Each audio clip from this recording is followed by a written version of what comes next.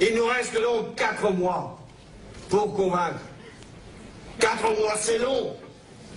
Enfin, quand on a supporté 4 ans et 8 mois, nous pouvons être moins impatients. Mais 4 mois, c'est court. Si nous voulons emmener ceux qui doutent encore vers nous, si nous voulons convaincre ceux qui s'interrogent sur leurs propres décisions ou leurs propres choix, 4 mois, c'est court face à la fatalité, à la peur, à la résignation. 4 mois, c'est court quand nous voyons un certain nombre de nos concitoyens, souvent parmi les plus modestes, regarder vers les extrêmes pour chercher là comment pousser leurs cris de colère. Je veux que ces 4 mois soient des mois d'enthousiasme, d'engagement, de conviction, et que la victoire soit d'autant plus belle qu'elle aura été méritée, qu'elle aura été recherchée, qu'elle aura été arrachée. Et je veux être votre candidat pour cette belle espérance, pour ce grand rendez-vous. J'en connais qui ont des inquiétudes. Ils se demandent si nous avons des propositions. Et pourtant, depuis des mois et des mois, que les primaires ont été engagées, que le projet du Parti socialiste a été adopté, nous ne cessons de les présenter, de les confronter, de les exposer. Alors qu'ils attendent encore un peu, qu'ils ne craignent rien, nos propositions ne seront pas les leurs.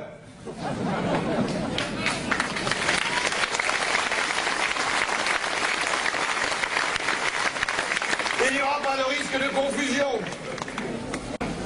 Ils peuvent même dire ce qu'ils veulent faire. Nous ferons le contraire. Et je pense notamment, j'y reviendrai, à ce projet de TVA supplémentaire.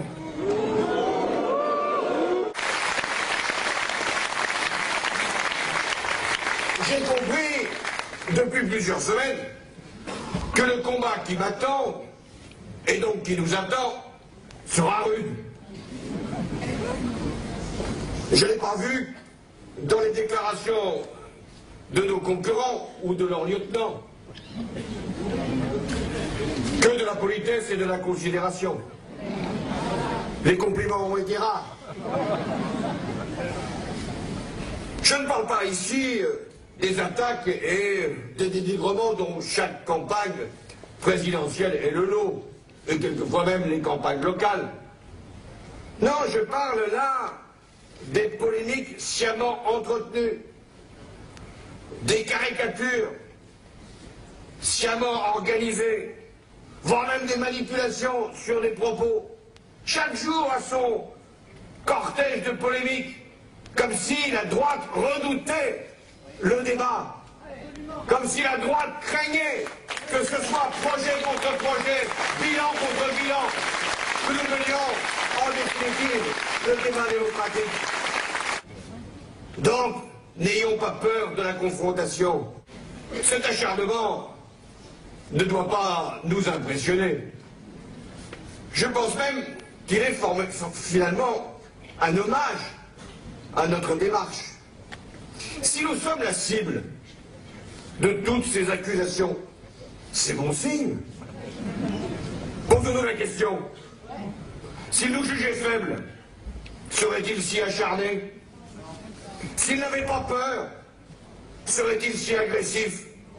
S'ils avaient la vérité pour eux, auraient-ils besoin de la travestir?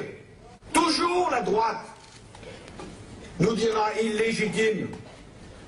Toujours elle a tenté de disqualifier les chefs de la gauche.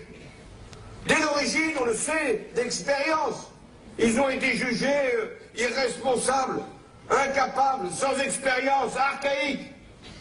Parce que la droite considère que c'est elle, et elle seule, qui aurait la légitimité pour diriger la France. Mais a-t-elle pour autant montré des marques de réussite qui justifieraient cette prétention?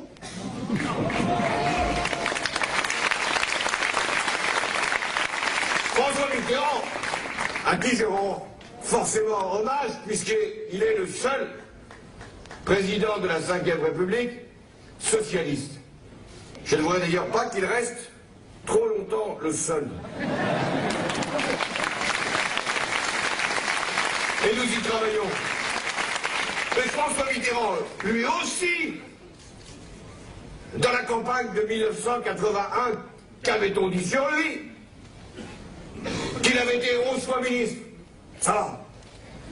Moi, je n'ai pas été une seule fois. Je suis garanti. Lui, il avait été 11 fois.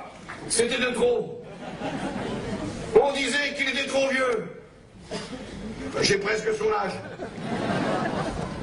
Pas encore. Ça sera pour le second mandat, mais ne brûlons pas les étapes. On disait qu'il ne connaissait rien en économie, alors qu'en définitive, ce fut le président, avec ses premiers ministres, qui mena la désinflation, réussit les restructurations et assura même, finalement, la préparation de l'euro.